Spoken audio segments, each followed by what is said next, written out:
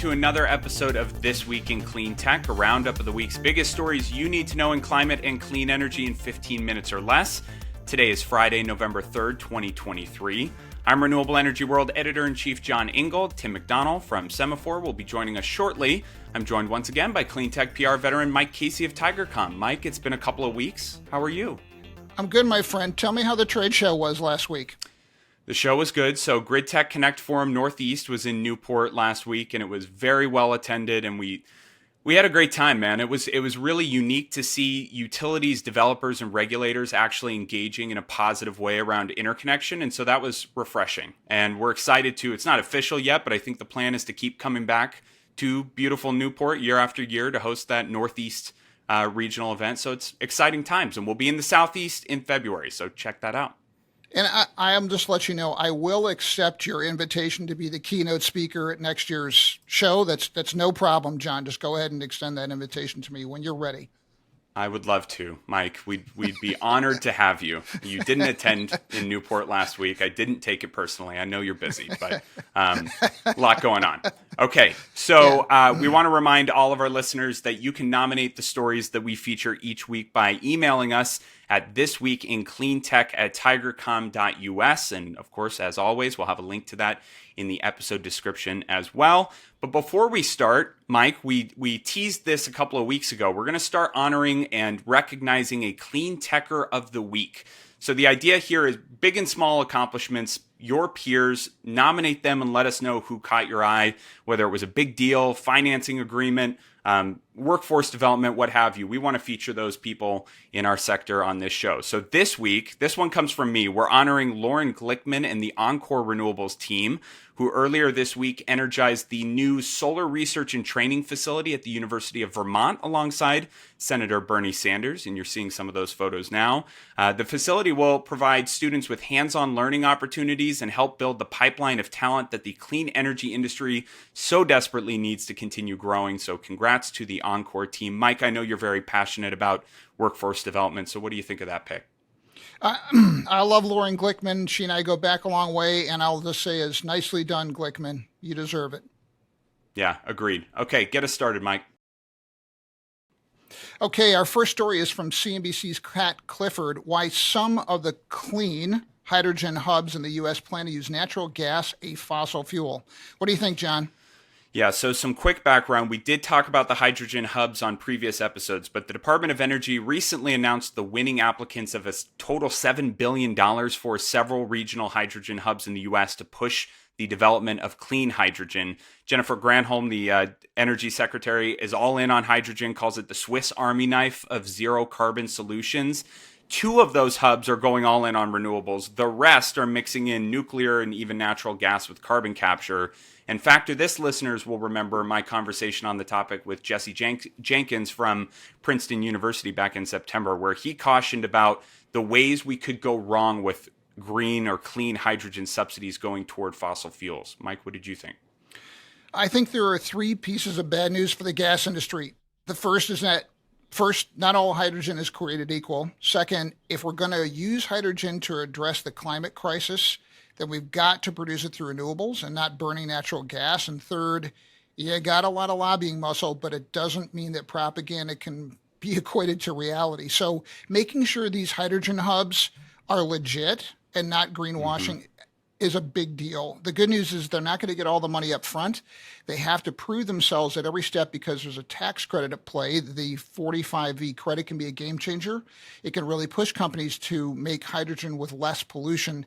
That's if we don't let the lobbyists eat through those standards like a swarm of termites. So the bottom line is now that we're investing in these hubs, we've got to ensure it's cleaner hydrogen backed by strong standards.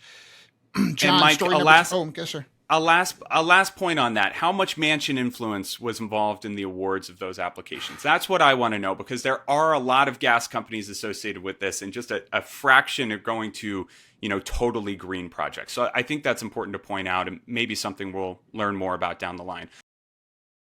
Okay, story number 2. This one's written by Timothy Gardner from Reuters, titled U.S. Commits $1.3 billion for power lines in the West and Northeast. Mike, what'd you think?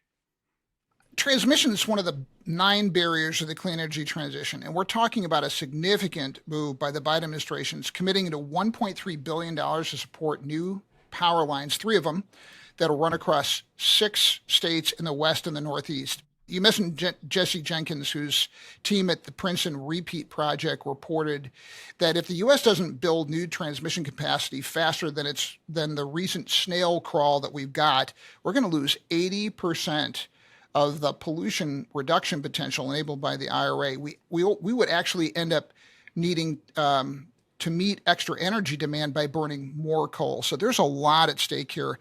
This money isn't going directly to construction. The DOE is actually going to offer capacity contracts that allows them to purchase the power lines capacity for roughly 40 years and sell it later for their money back. John, what do you think? Yeah, you covered a lot of the big pieces, so I'll be quick. This is a really big deal. And the federal government investing in the grid in the way that they have over these past 2 weeks is another big deal. It shows that people are recognizing that our transmission capacity across the country is woefully inadequate. Some believe we need to quadruple the grid. Others say double. Whatever it is, we need a lot more capacity. And this announcement comes just, I think, a week after the federal government announced $4 billion for grid projects across the country, and pretty much every utility of significance got to send out the press release cheering that money and the resiliency effect that it would bring. So I think this is really good news, but we need more. Mike, third story. Story 3 is from E&E News' Benjamin Storrow. Ørsted cancels New Jersey project, a major blow to offshore wind. John, what do you think? Yeah, so Ørsted is canceling the massive ocean wind project meant to power 1 million homes, citing inflation, rising interest rates, and supply chain problems. It's a pretty big setback, one of many we've talked about on this show over the last couple of months for the U.S. offshore wind industry, although it might not be catastrophic. I think it's important to talk about these headwinds, but also the economics just don't line up. So do we expect Ørsted to build a multi-billion-dollar project and lose money? No, we don't. The circumstances changed. They'll rebid. They'll be back. They said they want to stick in the U.S. market. So I think it'll be okay. But, wind is going through a really tough time right now, whether it's the economics or OEMs having, turbines that are failing or catching on fire. It's a problem. Yeah, we've done a lot of work in the offshore wind space. And I got to say, watching the troubles in the market right now it's very painful to watch here. I think, as you noted, the good news is they're not giving up, and I think we want to see more of these tax credits down the road. Is there going to be some tax credit guidance that's changed?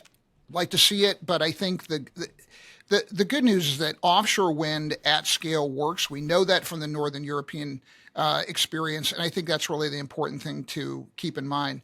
John, what's our fourth story? Story 4 comes from the AP's Hannah Schoenbaum, titled Toyota More Than Doubles Investment and Job Creation at North Carolina Battery Plant. Mike, what'd you take away? Big, huge advancement in terms of EV production. They're going to put $8 billion into this factory in North Carolina. It's more than doubling their previous investment. And you're talking 5,000 jobs created when the plant starts and operations in 2025. Their goal is to sell between 1.5 and 1.8 million electric or hybrid vehicles. And I'll just say, hat tip off to Dan Garino at Inside Climate News. He's got a really interesting piece where he talked to several EV insiders about where the market is going. And Toyota's role, I think, in this is also interesting because their CEO has been pretty vocal about the need for hybrids, not just 100% EVs. John, what do you think about this one? Well, first takeaway, Dan is one of the best on-the-ground reporters that we have in climate and clean energy, so we need to get him on this show. He does some fantastic stuff, especially around community opposition, which I know, Mike, you are obsessed with.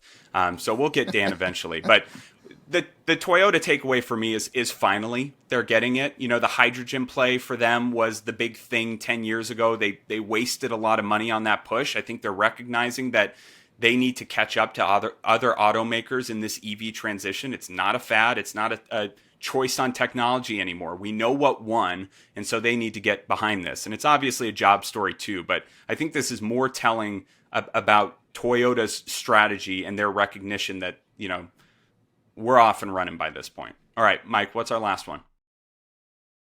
This brings us to our last story, number 5. It's a Semafor story written by Tim McDonnell, who's coming to us from Kiev, Ukraine. The story is called "The Referendum on Biden's Climate Agenda is Coming," and Tim is going to join us now. Hey, Tim. Hey. Hello. Hi. Happy to be here. I'm sitting in one of the states that you reported on, and I know from having run an $8 million independent expenditure back in the teens that this state it's off year elections can be the hinge on national political directions. But tell us about the big takeaway you think people should have from your story. So next week on Tuesday, we have off-cycle elections in a few states, including some legislative elections, and also some states where there's some big ballot measures up for a vote that are related to climate and energy. And so this piece was kind of highlighting some of those votes where there's a lot of climate and energy kind of issues at stake. And I think what we are going to get next Tuesday when we see the outcome of some of these is a little bit of a preview of what's ahead next year in the general election in terms of how important are climate and energy issues in the minds of voters. Where are they kind of leaning on these issues?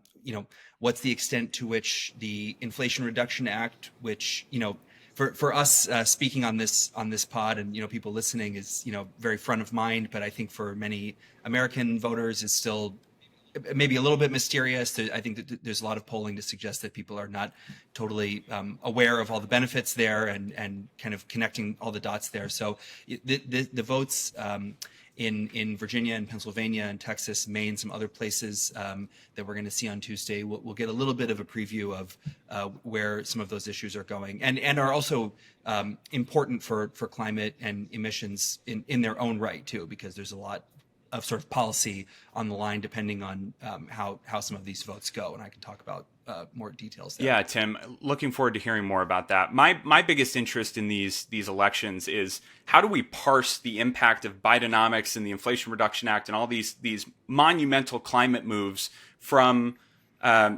Israel, Gaza, Ukraine, Russia, inflation, like the red meat stuff.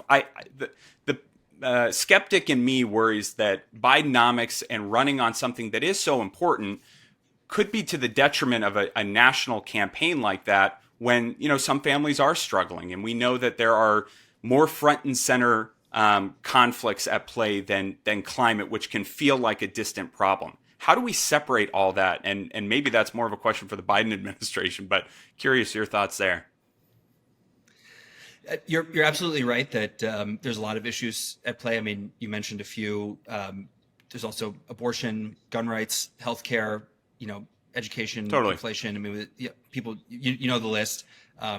So, where does kind of climate fit in there? Of course, it's a little bit hard to parse. I think it's one reason why it's interesting to look to a state like Texas, for example, where it's not a legislative election, but they're voting on a ballot measure, Prop 7 in Texas, which is a measure to offer $5 to $7-ish billion in low-cost loans from taxpayers to energy companies to build new natural gas-fired power plants in the state.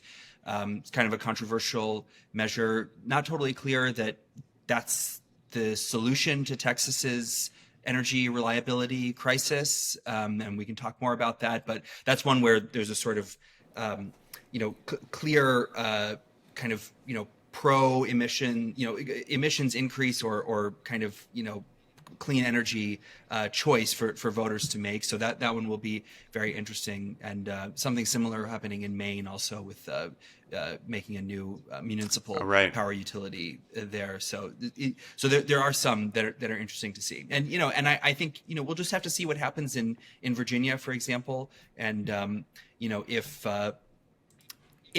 Republicans if Republicans do succeed in Virginia in taking both houses of the legislature, which is possible, it seems very kind of hot contest there, and then Governor Glenn Youngkin is able to proceed with rolling back some of the climate policies in the state that he's talked about doing. What's the there'll be this sort of period of another year after that before the general election to see what, how do people feel about that? Does that get a lot of blowback, or is that something that people are okay with? Or we get a kind of chance to see how that goes before the next big election comes through. So, well, Tim, thanks for joining us. We are running out of time here, and I want to thank you for joining us and thank our wonderful producer, Brian Mendez, and also Alex Peterson and Claire Quirin for gathering our stories this week. Yeah, thanks a bunch, Tim. And you can read each of those stories by clicking the links in the episode description. Please make sure you subscribe and give us feedback and share those recommendations for both our stories and Cleantecher of the Week. Reach out to Mike or myself for that. And make sure you check out Monday's episode of Factor This. So we're talking about AI and clean energy and the company that thinks you should be able to talk to and with your battery and solar projects. You want to check that one out. We'll see you next time. Good to see you, Mike. You too, sir. Thanks, Tim. Take care. Thank you.